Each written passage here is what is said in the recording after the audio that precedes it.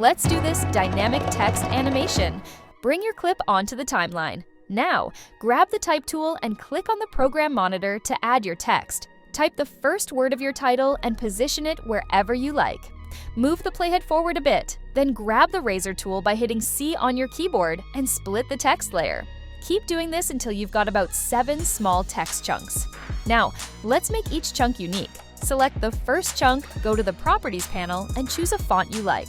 For the next chunk, pick a different font. Repeat this for every chunk to create a fun, ever-changing font style.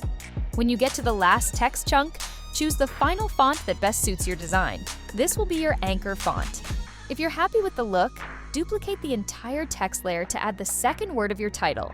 Change the text and reposition it beneath the first word. Repeat the process of splitting, styling, and selecting fonts for this second word.